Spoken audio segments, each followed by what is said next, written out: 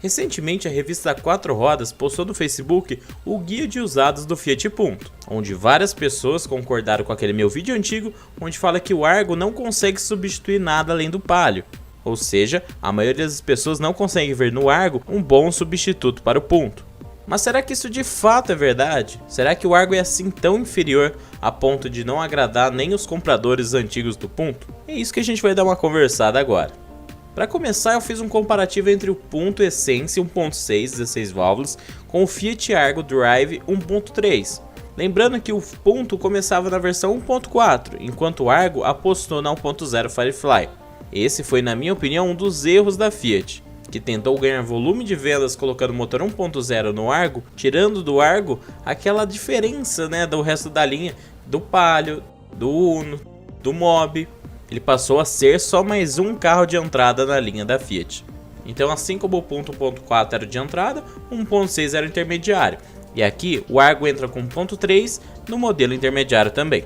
Aí vem o segundo problema: o brasileiro em geral compra muito carro por cilindrada. Então muitos podem ver o Argo Drive 1.3 um carro inferior até mesmo ao Punto 1.4, quando na verdade nem é. Para vocês terem uma ideia, o motor 1.3, apesar de ter menos cavalos, pois conta com 109 cavalos no etanol contra 117 cavalos no etanol no e-torque 1.6, ele tem um consumo muito inferior, sem que para isso ande muito menos. Na aceleração ele é apenas meio segundo mais lento que o Punto. O que explica bem isso é a potência específica, onde no motor 1.3 ela é de 81,8 cavalos por litro contra 73,2 cavalos por litro do Punto. No consumo urbano, o Argo consegue ser 23% mais econômico, já no rodoviário, em torno de 16%. A velocidade final de ambos é exatamente igual, 184 km por hora.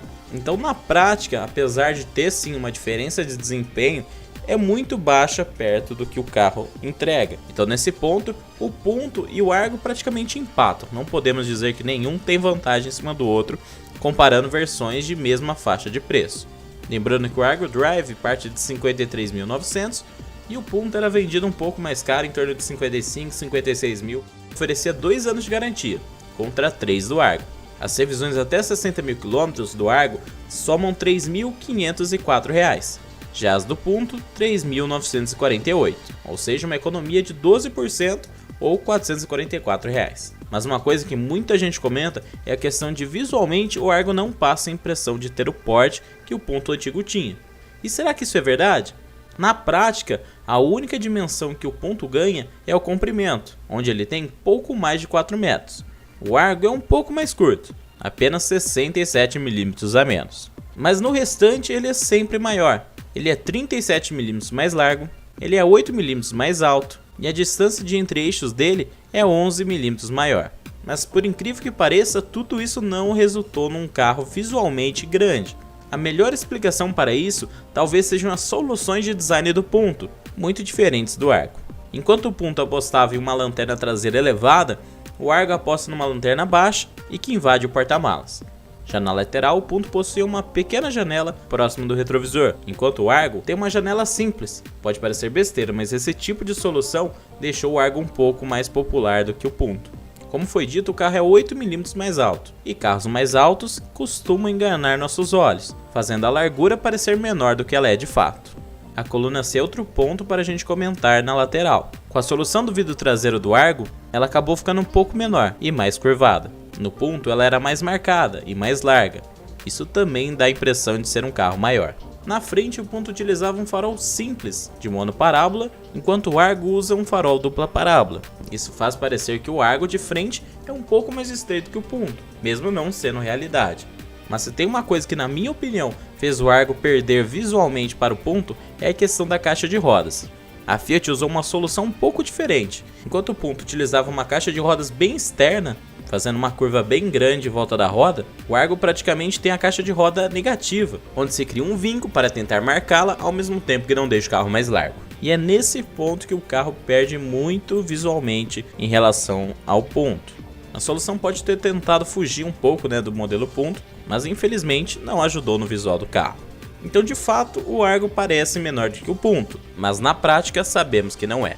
Já no interior eu diria que é praticamente um empate. O Argo tem um interior muito bonito, muito caprichado entrega praticamente as mesmas coisas que o Punto entregava. Porém, no facelift, o Punto recebeu uma área toda emborrachada na área central. O Argo, apesar de manter essa característica de ter uma faixa, de cor diferente, ele não mantém o toque macio em nenhuma parte do painel.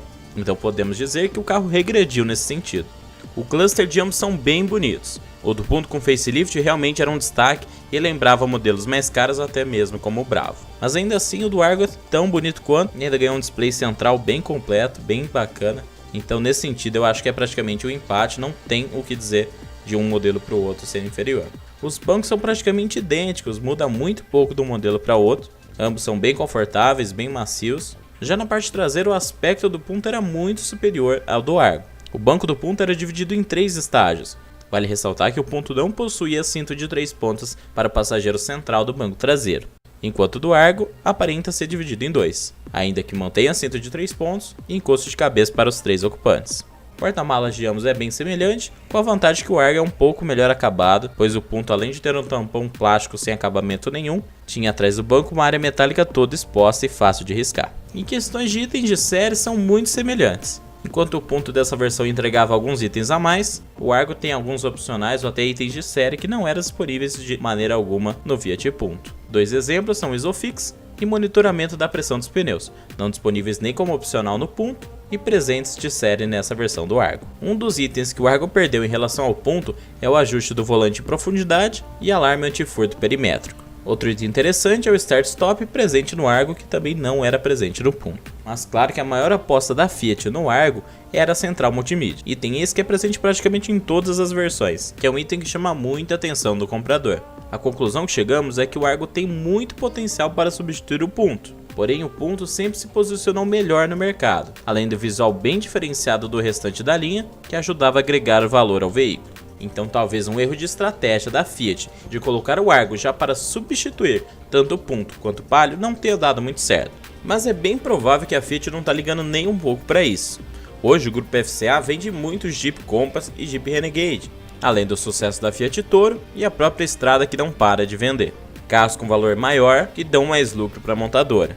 De quebra, o Argo conseguiu enxugar bastante a linha, o que otimiza muito a fábrica da montadora. As vendas não são expressivas, mas também não são tão ruins. Então no final o comprador vai ter sim um bom veículo na garagem, apesar de visualmente não chamar tanta atenção.